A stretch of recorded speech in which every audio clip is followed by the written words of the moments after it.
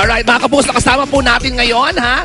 Ang dating child star at prinsesa ng Showbizlandia. Ngayon, isang ganap na actress, Miss Camille Prats. Hi, Cam! Hi, sweet! Magandang hapon po sa inyong lahat. Alright, alam mo, like, hanggang ngayon pa nakikita-kita ka, nawawala sa isip ko na nanay ka na nga pala, kaya Happy Mother's Day. We have flowers for you. Salamat. Ayan, okay. Thank you. O, ikaw ba, Cams, ito bang matuturing mo ba na ang munting heredera, ang pagbabalik mo sa telebisyon, parang Mother's Day gift na rin in a way para sa'yo? Oo naman. Kasi syempre, after ko manganak, di ba, noong 2008, medyo hindi na, kumbaga naging choosy din ako dun sa mga roles na napunta sa akin. So itong munting heredera na to, masasabi kong isang pinakamagandang regalong handog sa akin ng GMA kasi ang tagal ko rin sigurong naghintay na mabigyan ng ganitong klaseng role sa ganitong time slot. So it's really overwhelming. Talagang napakalaking ng pasasalamat ko at pinagkatiwalaan ako ng ganito. Correct. And you deserve that naman. At saka, so, alam ng GMA kung gaano ka kagaling umarte. At alam namin yan na mga nakatrabaho ka na in the past at syempre yung mga fans mo pa rin. Hanggang ngayon, nandyan pa rin, di ba? Oo nga, nandyan pa rin sila para sumuporta. Kaya maraming salamat din sa kanilang lahat dahil hindi nila ako iniwan. Actually, yung nga yung napansin ko, parang after mong maging nanay, naging ka mapili sa mga roles. So, of course, yung bantatay muna, na kontrabida ka naman. Yes. Kasi eto naman, bida ka naman ngayon dito na drama naman. Drama naman. So, intentional ba siya, Cams, na namimili ka na ng roles o dahil sa schedule dahil nga nanay ka na rin at misis at the same time? Actually, hindi naman talaga dahil sa namimili ng roles. Pero it was just that prior to this show, in-offer sa akin yung bantatay at sinabi nga nila na kontrabida na nakakatawa. So, para sa akin kasi, it's not about kung gaano kaliit o kalaki yung role. Ang importante, may ginagawa ka. At saka na-miss ko rin kasing umarte. Kaya sabi ko, sige, I'll take it. Because it's something new, it's something I haven't done before. Kaya sabi ko, sige, gagawin ko yung bantatay. So, nung binigay ito sa akin, nagulat ako na ang laki bigla nung shifting, di ba? From being kontrabida, comedy, ngayon heavy drama naman. But then, ang sarap pa rin ng feeling kasi syempre, ibig sabihin nun, naiisip nila ako sa mga ganitong iba't ibang klaseng roles. Hindi sa iisang role lang yung alam nila na kaya kong gawin. Tama. Ang gusto ko yung malaman, paano yung schedule mo? Paano si Nathan? So, saan iniiwan pag may taping ka? Sa daddy niya. Wow, Oo, my husband, he's very supportive. Lalo na ngayon na nagbabalik ako at very busy. 3 times a week, nagtitape kami. So, during those times, nasa kanya, o kaya sa in-laws ko, sa mommy ko, madami naman sila na tumutulong sa amin para mag-take over sa pagbabantay kay Nathan. Nako, mabait pala si husband. Kaya eto, nagbigay siya ng mensahe para sa'yo. Watch this. Todo naman suporta ko sa kanya sa pagiging artista niya. Kung wala man siyang project, okay lang din sa akin. Kung may project siya, thank you. Kasi kahit naman na hindi naman siya mag-artista, okay lang din. Basta ang importante yung family, yung bonding ng family. Ang always kong sinasabi sa kanya is yung kung may problema, there's always a solution.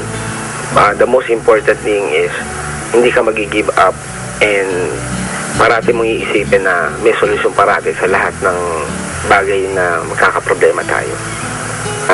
Hi, mahal. Ngayon ko lang sasabihin ko na mahal kita, na sobrang proud ako na ikaw na pangasawa ko, na nandiyan ka parati, na parating nakagabay sa amin ni Nathan, na kamag-alala na nandito lang kami parati sa'yo. I love you so much and congratulations sa show mo na Munting Heredera. Yun lang. Love you. Sweet naman. Oo naman. Di ba, anong pakiramdam na showbiz ka, tapos yung husband mo hindi, tapos iniiwan mo yung bata sa kanya? Anong pakiramdam na may ganyang ka-supportive na husband ka? Siyempre, napakasarap. Napakasarap talaga because we all know naman na in this business, di ba, it's very hard to keep a family. Lalo na marami tayong naririnig kaliwat kanan na kahit na basta nasa showbiz yung isa sa kanila, whichever kung lalaki o babae, nagkakaroon ng parang falling out or nagkakaroon ng hiwalayan. Sila intriga yung isa na showbiz. So, ako sobrang swerte ko kasi napaka-supportive ng asawa ko at saka yung tiwala nandoon din. din. Because I think that's the most important thing na dapat present sa isang relationship, lalo na kapag nasa showbiz yung isa. Dapat nandun palagi yung trust. And on my part naman, being the one who's in showbiz, I always have to assure him. I always have to give him the assurance na andito talaga ako, na this is just something that I really enjoy doing. This is a job for me na talagang mahal na mahal ko, and it's my passion. And he respects that.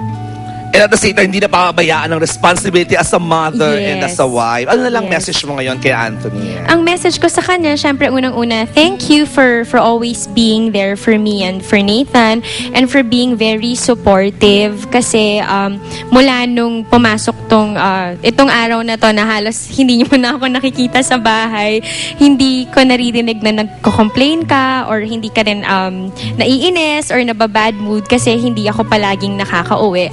So, I want to thank you for being very understanding and for always being there for me and Nathan, for making things very easy for me. And I love you so much. Wow naman. Kaus, last question. Lumaki ka sa harapan namin lahat, di ba? Ngayon ko lang nga pinag-uusapan namin kanina, halos magkabash pala tayo, 18 years in showbiz. Habang staff ako, ikaw naman nasa ang TV, ganyan ka lang kaliit, kaibigan na kita. Do you ever regret na parang bata ka pa lang, hindi ka parang losing your childhood in a way dahil bata ka pa lang, nagtatrabaho ka na? Hindi, sweet eh. Kasi talagang pangarap ko to. Maliit pa lang ako, 4 na taon pa lang ako, sinabi ko na talaga sa mommy ko na magiging artista talaga ako. So it's really something that, I worked on. At yung suporta din ng magulang ko nandun, kahit na alam ko na nung time na bata pa ako, nahihirapan sila kasi hindi nila kayang makita na nahihirapan ako or umiiyak ako or inaapi ako kahit hindi totoo.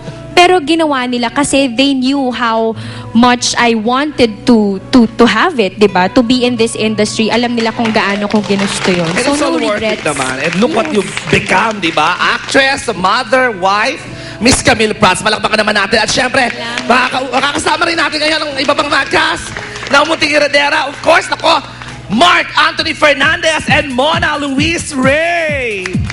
Hi, welcome. Guwapo ni Mark. Grabe. Come, baby. Come. Sit. Hi. Hello. Hello, Mona. What's your role here in Munting Heredera? I understand you're one of the 3 girls, di ba? Opo. Anong name mo rito?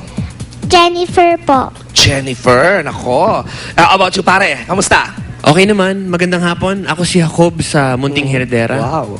And ikaw, understand, Kaus, 2 role mo?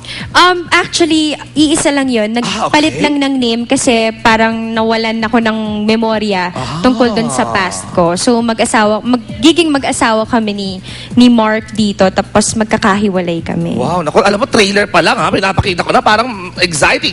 So, Mark, you're back doing drama. Alam ko, gusto mo to. So, kamusta bang paghahanda na ginawa? Exciting ba? Ano? So far, yung project namin, very promising. Pakiramdam ko, magugustuhan nila ng mabuti. Hindi kami mapapahiya dito. Wow. Ay, pakiimbita na. Baby, imbitahan mo na ang ating mga kapuso to watch Munting Heredera. Huwag niyo pong kalimutan na manood ng Munting Heredera. Bukas na po, pagkatapos po ng Captain Barbell, manood po kayo mga kapuso. Wow. Mark? Inaanyayahan po namin kayo bukas. Matapos ang Captain Barbell, susunod ang Munting Heredera. Siguro mga 8:30 ng gabi. Abangan niyo po ang cute-cute ni Munting Heredera at ni Camille. Panoorin niyo po kami bukas. At Thank you. grabe, kasama niyo si Tita Glo, Gloria Romero, Kuya Vic, Roderick Paulate. Wow, what a cast, di ba? Yes, and this is directed by Direct Mario J. De Los Reyes. Tignan mo nga naman, Direct Mario J. Oo, pala. so abangan niyo po yan. Bukas na po ito ang aming pinaghirapan. Sigurado po kami na magugustuhan niyo itong aming storya ng isang pamilya na kukurot sa bawat puso ng mga Pilipino. So Munting Heredera po, bukas na po yan ng gabi pagkatapos ng Captain Barbell. Gabi-gabi po yan sa GMA Telebabad. Tama, Monday to Friday po yan, Munting Heredera. Bukas na yan, mga kapuso, pakatutukan nyo yan. 24 oras, Captain Barbell, tapos Munting Heredera, agad-agad. Maraming salamat. At gusto ko rin pasalamatan ng bench sa lahat ng aking mga outfits sa Show Me the Money. Mamaya panoodin nyo ang Show Me the Money after ng Mel and Joey. Kalayan Surgery Center, maraming salamat. Docs Manny and Pai. Bernie Galay ng Hair Watch Salon for making me beautiful every Sunday. Doc Jerry for my sparkling white teeth. At Sketata Galias para sa aking kasuotan. Sa pagbabalik po ng Showbiz Central, mga kapuso, dyan lang po kayo makakasama natin, Miss Gloria Romero.